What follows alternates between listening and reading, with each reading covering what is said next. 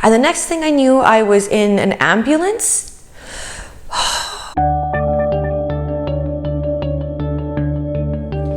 Hey everybody, welcome back. So if you're following me or if you're not, a little update. This has been a series of videos about my attempts in conceiving a third and carrying to term. So above I've linked some videos as to how my journey has been going and where we're at right now. So this next video is very difficult and challenging for me to do because there's two modes I talk about my losses, either waterfall tears or really cold and factual. So to get through this video, I'm going to be very cold and factual because there's a lot of crying and I still cry about it. It's just the way it is. Each loss, a baby takes a huge part of you with them. And I wouldn't have it any other way. They have a part of me and I have a part of them. And then because we wanted a baby quite quickly after my second, we started trying when he was 1. So as soon as I got pregnant, I believe it was in January 2019, I got pregnant. And I had my beta HCGs done, which were more than doubling with that pregnancy. And then at 8 weeks and 4 days, I saw the heartbeat. And it was 169. Everything was measuring just fine. And I went home excited with some photos and it felt great. And then I had a midwife appointment at 12 weeks. Prior to that midwife appointment, I called my husband, who was clear across the country on a mandatory work-related thing. I called him when I was 9.5 weeks and I told him that something felt really wrong with this pregnancy. I felt like something had changed. And he assured me that everything was fine, and just like a good spouse would.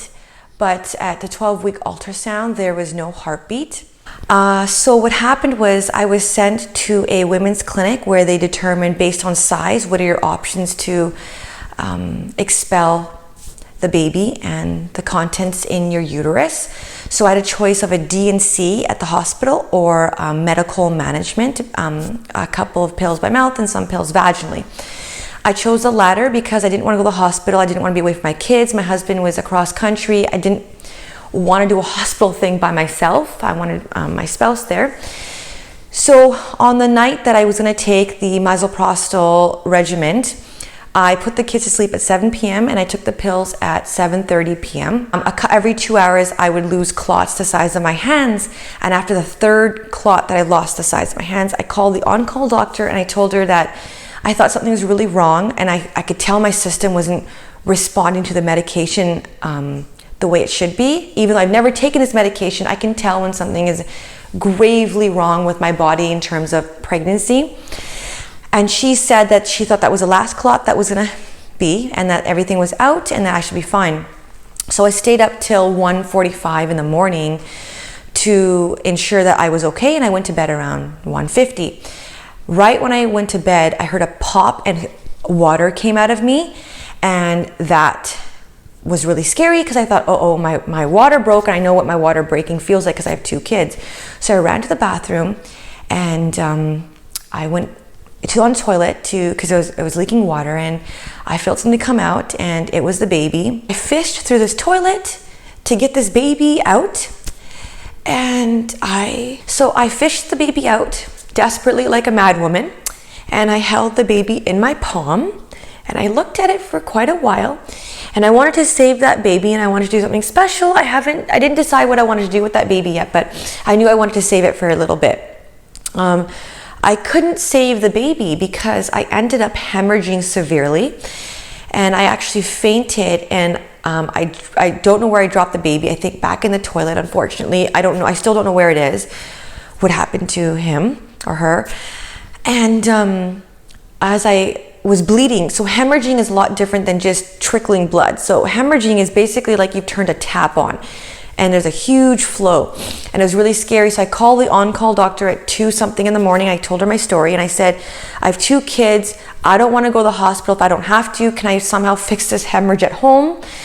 And I was really calm on the phone, and she commented later on how she was surprised at how calm I was, considering how grave the situation was. And you kind of have to be calm when it's 2 a.m. You're the only adult in the city that is in your house and knows about what you're going through, and you've got 2 kids. So you have no choice but to be calm. Anyways, when you're about to faint, you pretty much know you're about to faint. So I quickly told her on the phone that, never mind, I think I'm going to faint in about 20 seconds. And I told her, you have 20 seconds to call 911. In those 20 seconds, I gave her my address. I gave her my parents' number so they could come and watch the kids sleep. And then I fainted in a really big pool of blood, it's really scary to faint, but it's really scary to faint in a pool of blood. And you know you are continuing to bleed. And you just hope that the doctor heard what your address was, and she called 911. So you're just kind of, anyways, I blacked out. It was a lot of bleeding. Next thing I knew, I was in an ambulance racing to the hospital, and I was in and out of consciousness.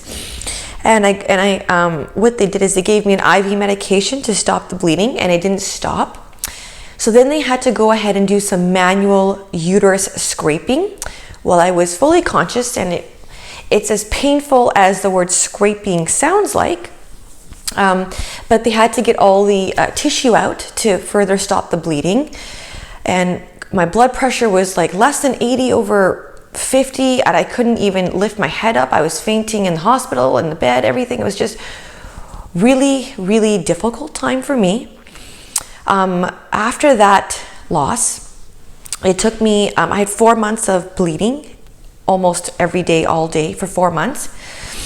And I had so much uterus tenderness and pain in that time. It was just a really horrible recovery. And my iron was low, of course, from all the bleeding. My hemoglobin was low. Everything was low. So then I got pregnant 5 months later. And as soon as I got the positive pregnancy test, I told my husband that this was a really not healthy pregnancy. I said I had an intuition that this was going to go horribly wrong, and I wasn't being negative because I'm pretty intuitive with my body. And I had beta HCGs done. I bypassed an ultrasound in the early trimester because I didn't want one. And what ended up happening was a lot of complications and a lot of horrible outcomes came with this one, and I ended up getting a D&E at 16 weeks. Unfortunately, I've not coped with what happened to me during that pregnancy, and I'm not able to talk about the details of it because I haven't come to terms with it. I haven't coped with it, and I have a lot of lingering feelings of sadness that go on. So, but I'll get into the fact I had a D&E at 16 weeks, exactly 16 weeks and 1 day actually. And you just wake up from these D&Es feeling stripped of everything. You wake up feeling lonely and empty, isolated. You just don't feel good after waking up from a D&E. I can't imagine anyone feeling good, but that was the third loss. And then I got pregnant on the very next cycle. So that D&E was in October of 2019. I got pregnant in 2020 November. And with that pregnancy, I decided not to evaluate my gut feeling and my intuition. I decided just to go with my pregnancy. And I did do that. And what happened was my beta HCGs were fine. I had an ultrasound at 14 weeks because I started spotting at 14 weeks. And measurements and baby looked great. I didn't really have any thoughts about the pregnancy or what was going to happen. Anyways, at 15 weeks, the heart just stopped. The NIPT testing showed no issues with the baby. I was just so devastated. I actually sent that baby's remains to for an autopsy because I needed answers. And there's no answers. There's a perfectly healthy baby is what the autopsy showed. So so there's nothing to conclude there. That the heart just stopped at 15 weeks. I had a D and E done at 16 weeks. And one of the worst parts for me in having a loss is not just losing the baby, but I have to walk around for 7 days with this baby that's not alive in me. And you don't if you've never had one, the emotional trauma that causes on its own is unforgettable and devastating, to say it the least. So that was my fourth loss, was a 15-week-old healthy baby as far as I know it. And so those are my 4 losses. So 5.2 weeks, around 9 weeks. The 9 weeks was the hemorrhage hospital one. 16 weeks after that, which I don't discuss or talk about very much. Just with my husband, I talked to him about it. And then the 15 weeks, which followed that. In doing this video, I'm a really private person, but I wanted to show and hopefully support other women in going through this. They're not alone, and that they can get through anything, and that they're strong, they're survivors. And for me, I made it, you know, having this third is so important to me, that I'm such a fighter, I'm a survivor. I feel like I'm in a battle, like I'm a warrior in a battle, and nothing's gonna stop me from winning the battle unless my life is at stake, because I have 2 kids and I don't want anything to happen to me. So if someone told me your life's at stake, then I'm gonna stop trying. Or if my uterus is so scarred over, I can't really, I have fertility issues that are causing sterility, essentially.